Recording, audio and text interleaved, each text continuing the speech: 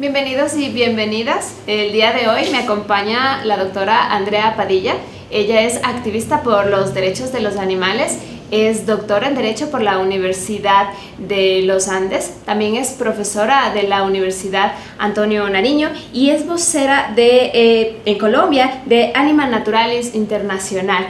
Nos está acompañando en el marco de las primeras jornadas internacionales Derecho y Naturaleza que este año giran en torno a los derechos de los animales. Le doy la bienvenida, querida Andrea. Muchísimas gracias, Edi. Es de verdad un enorme gusto estar aquí en esta preciosa universidad participando de estas jornadas que tienen una altísima importancia para este tema que, bueno, es de interés, yo diría, creciente en las sociedades. Bueno, y en ese sentido la primera pregunta que le quería hacer es ¿en qué contexto se da su visita y cuál fue el contenido de su ponencia?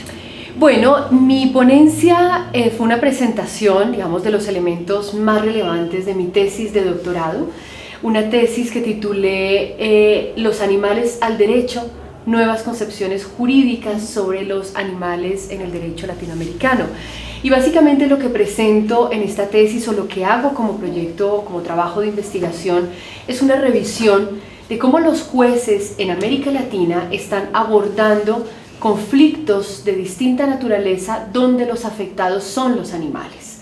Entonces lo que presento allí es cómo los animales no humanos están emergiendo, digamos, en el derecho como individuos con intereses, con capacidades, con necesidades que son protegidas por los jueces, ya no como recursos naturales, ya no como propiedades, sino como individuos en sí mismos.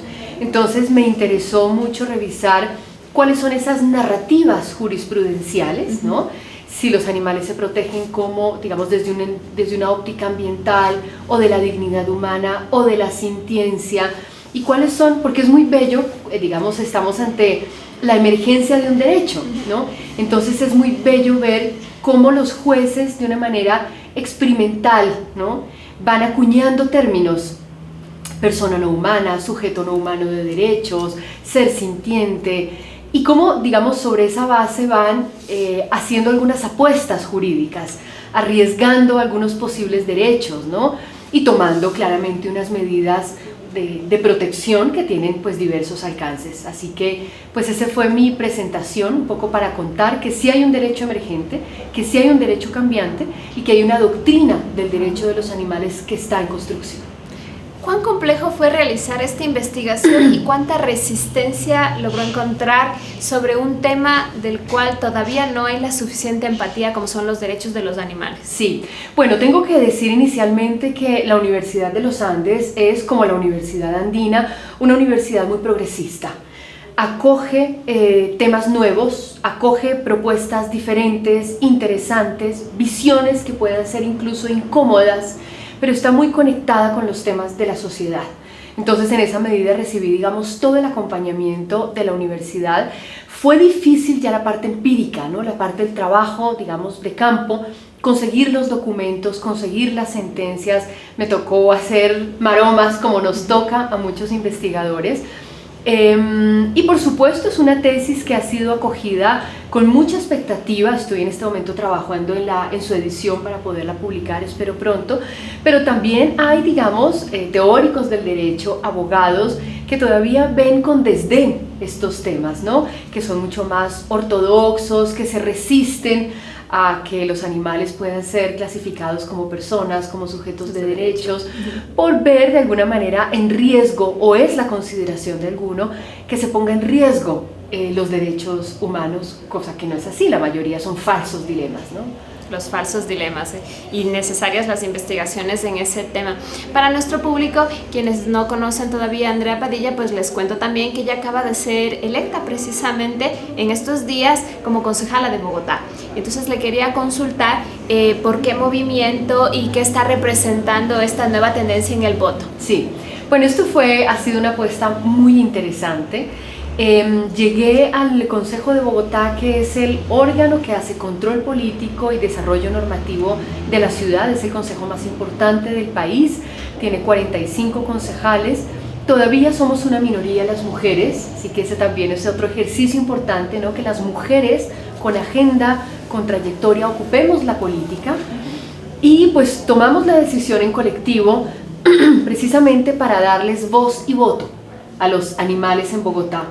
Esa es una reivindicación, ¿no? Los animales también habitan la ciudad, también tienen intereses en habitar la ciudad de manera segura y con dignidad, y también son sujetos de protección del Estado, y eso debe traducirse en una inversión pública, en inversión estatal.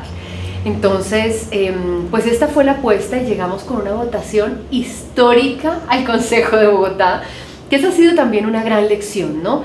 Como un proyecto de esta naturaleza, que reivindica derechos de los animales, puede llegar al Consejo sin maquinaria, sin estructuras políticas, sin derroche de dinero, simplemente movilizando la opinión pública. Lo que significa que este voto, cuando la gente estuvo consignándolo, realmente sabía que la propuesta venía desde ahí. Exactamente, Eddie, la gente tenía claro que era una agenda de protección animal, una agenda de derechos de los animales, como lo he siempre enfatizado. Mi visión es una visión de derechos de los animales, y la gente votó por esta agenda, una agenda de 14 puntos que tiene que ver con animales domésticos de compañía, con animales domésticos de granja. El de en estas expresiones siempre me molesta un poco, pero la uso por efectos para facilitar la comunicación. Tiene que ver con animales que son usados en espectáculos crueles. En Bogotá todavía tenemos corridas de toros, peleas de gallos legales e ilegales.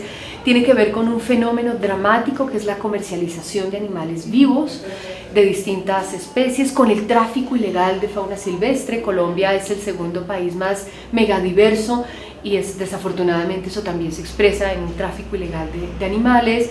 Tiene que ver con animales que están en la ruralidad de Bogotá. Bogotá es una gran ciudad, pero, y esto lo ignoran muchas personas, el 76% de la ciudad es rural. Y allí pues viven gallinas, cerdos, pollos, y esos animales están completamente excluidos de la legislación y de protección normativa. Entonces es una apuesta por representar los intereses de estos más de 2 millones de ciudadanos no humanos en Bogotá. Y qué alegría que haya habido un voto sólido por esa alternativa.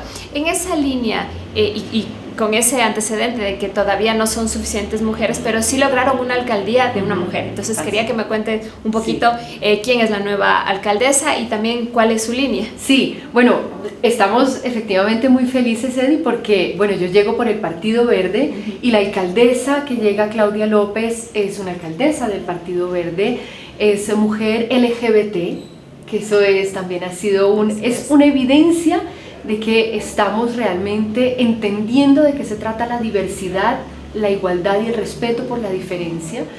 Entonces Claudia llega con una agenda muy verde, de protección de la naturaleza, de protección del ambiente.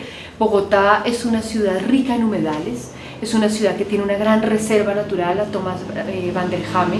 Es una ciudad que por supuesto está creciendo en habitantes, pero que no puede seguirse dando el lujo de crecer expandiéndose, sino que tiene que hacer una apuesta por la gentrificación, por la condensación, ¿no? El crecimiento hacia arriba, porque ya no podemos crecer más ambientalmente.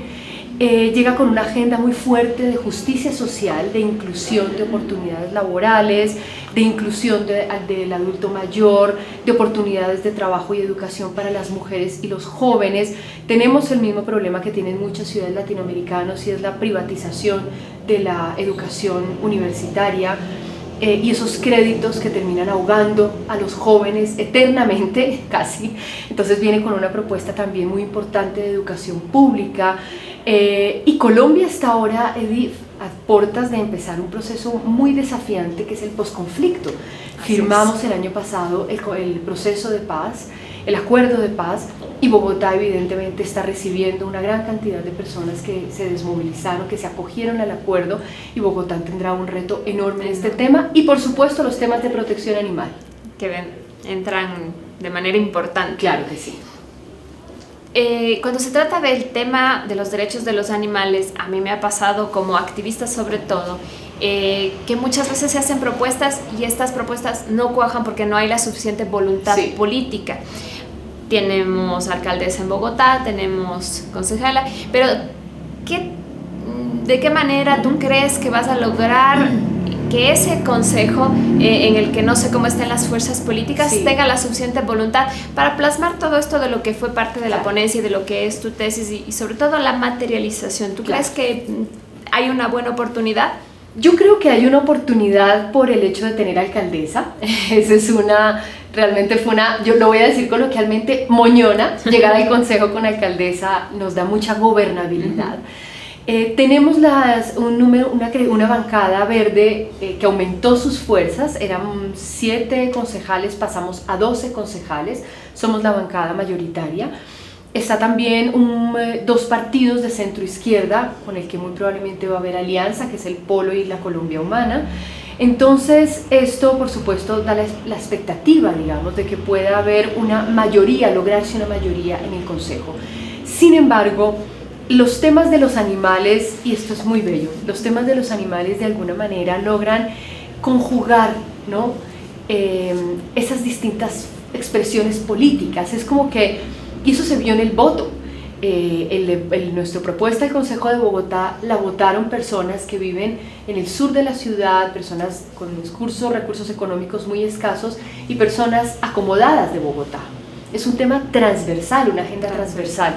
Entonces, yo espero, por supuesto, con la razón y con el corazón, que estos temas de los animales tengan apoyo o, de lo contrario, una mínima resistencia, evidenciando además un elemento, Eddie, es que la gente tiene que entender que cuando les garantizamos a los animales una vida digna, las personas que están detrás de los animales desarrollando una actividad que, digamos, genera maltrato, genera violencia, también tienen la oportunidad de llevar una vida más digna. Entonces la justicia con los animales, la justicia social son inescindibles, avanzan de la mano. Muchísimas gracias, Andrea. Para finalizar, esta sería mi última pregunta. ¿Qué consejo le darías a los estudiantes y a los investigadores de la Universidad Andina que quieren comenzar a investigar estos temas diferentes, los nuevos derechos, a efectos de que logren superar los posibles inconvenientes que se pueden dar en una investigación? Sí, bueno, primero yo los animo de corazón, con un corazón revolucionario, en el sentido más genuino de la universidad, a que se arriesguen con estos temas. No le teman. El derecho particularmente es una construcción social que tiene que irse adecuando a los cambios culturales. Es la ciudadanía, es la opinión pública, somos los ciudadanos quienes ponemos la agenda y es el derecho el que tiene que ir entendiendo esos cambios sociales. Entonces lo primero es arriésguense, encuentren un buen director, una buena directora, alguien que los acompañe en ese riesgo con cariño y con impulso, no que los detenga, sino que los lleve más adelante, ¿no? También los invitaría a que se arriesguen teóricamente. La universidad es un espacio seguro para tomar riesgos teóricos, para acuñar conceptos, para debatir teorías, para hacer crítica. Tercero, los invitaría a estar muy pegados de la realidad, estar enterados de las discusiones del país, de las discusiones políticas y en la medida de sus posibilidades también hacer activismo. Yo creo que eso a uno, Eddie, lo nutre muchísimo, estar en el Parlamento, participar de las discusiones, presentar una demanda ante las altas cortes. Eso le forja a uno el espíritu, ¿no? Y lo hace mucho más crítico y a superar cualquier obstáculo. Bueno, estimada Andrea, muchísimas gracias por esta entrevista, muchísimas gracias por el tiempo que le has dedicado a esta universidad. Han sido días intensos para ti con muchas actividades académicas y que sepas que las puertas de esta universidad quedan permanentemente abiertas para ti. Gracias. Muchísimas gracias al público por escuchar esta entrevista.